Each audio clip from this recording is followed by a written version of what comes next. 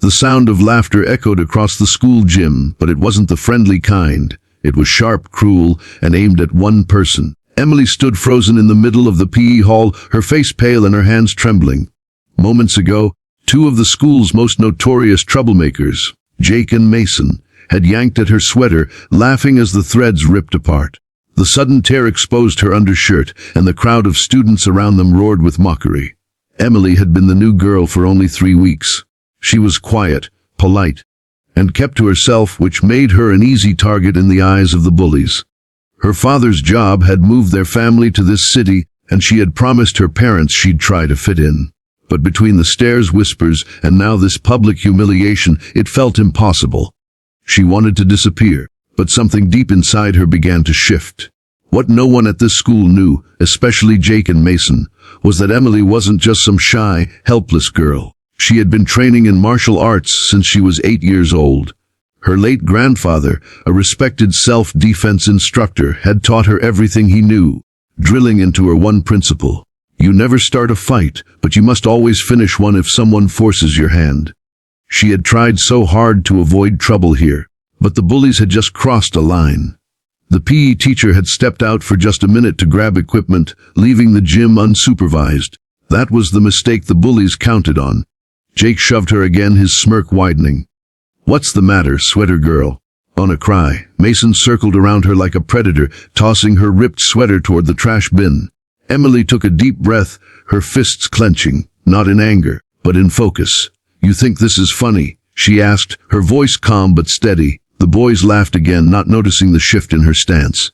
Jake stepped closer, raising his hand as if to push her again, but before he could touch her, Emily moved. With lightning speed, she sidestepped, hooked his wrist, and twisted it just enough to make him yelp in pain. She didn't hurt him badly, but it was enough for him to stumble backward in shock. Mason lunged toward her, but Emily's training kicked in. A swift sidestep, a firm grip on his shoulder, and a perfectly executed sweep sent him to the ground in seconds. The gym went silent. The laughter was gone, replaced by wide eyes and dropped jaws.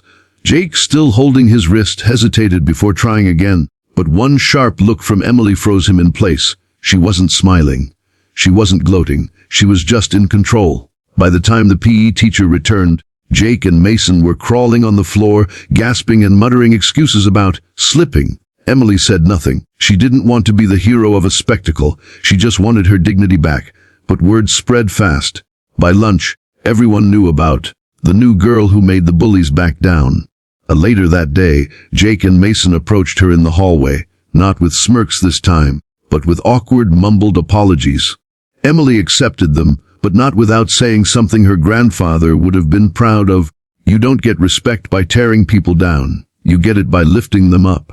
They nodded, embarrassed. From that day forward, no one messed with Emily.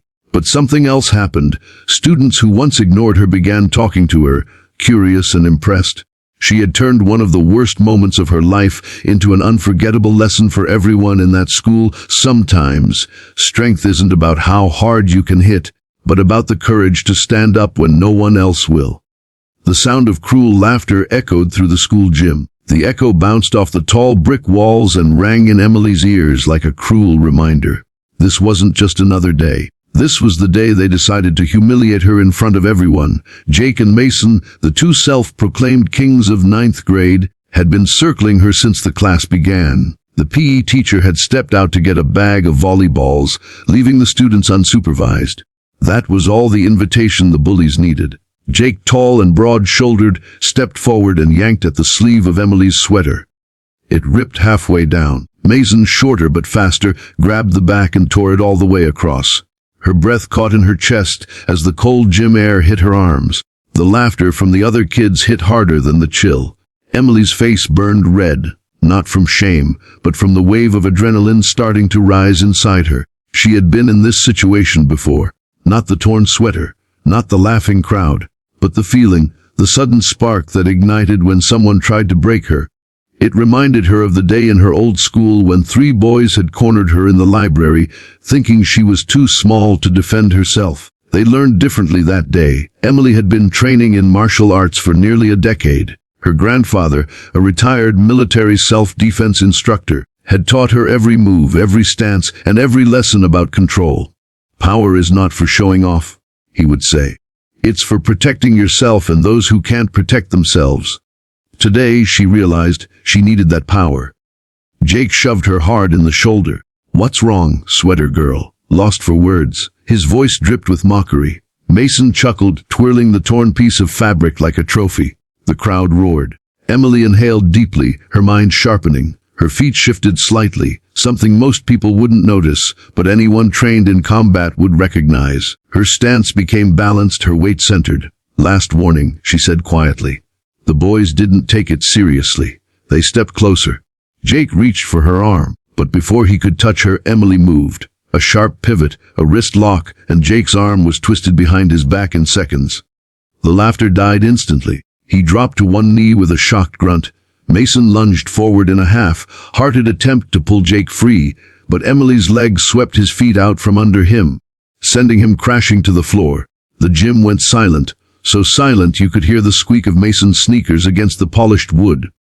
Emily released Jake, who stumbled backward, holding his wrist and glaring in disbelief. But she didn't attack again. She simply stood there, breathing evenly, watching them both with calm, steady eyes. She wasn't angry. She wasn't even trying to scare them. She was in control. The other students didn't cheer or laugh. They just stared. They weren't used to seeing someone stand up to Jake and Mason, let alone win. The PE teacher walked back in just as Mason was getting to his knees. "What happened here?" he asked, looking suspiciously at the boys. Nothing," Jake muttered, avoiding eye contact. Mason nodded quickly. Word spread faster than wildfire. By the next day, the whole school knew about the new girl who took down the bullies in gym class. Some students gave her high fives in the hallway. Others just looked at her with newfound respect. But Emily wasn't interested in fame. She was more interested in making sure it didn't happen again. 2 days later, she found Jake and Mason waiting for her by the lockers. For a moment she wondered if they wanted revenge. But their faces were different this time. No smirks, no mocking eyes. Mason scratched his neck nervously. "We were, out of line," he mumbled. Jake shoved his hands in his pockets. "Yeah. We're sorry." Emily studied them for a moment. She thought of her grandfather's words. Finally, she said, "You don't earn respect by tearing people down. You earn it by building them up. Maybe you should try it." They nodded awkwardly and walked away. Over the next weeks, Emily noticed something strange. Jake and Mason started picking on people less. They still joked around, but it wasn't cruel anymore. And sometimes, Emily caught them actually helping younger students carry heavy sports equipment or standing up for kids they used to tease. Emily hadn't just defended herself. She had changed something in them. And that was the lesson she carried. Real strength isn't just about winning fights. It's about changing hearts.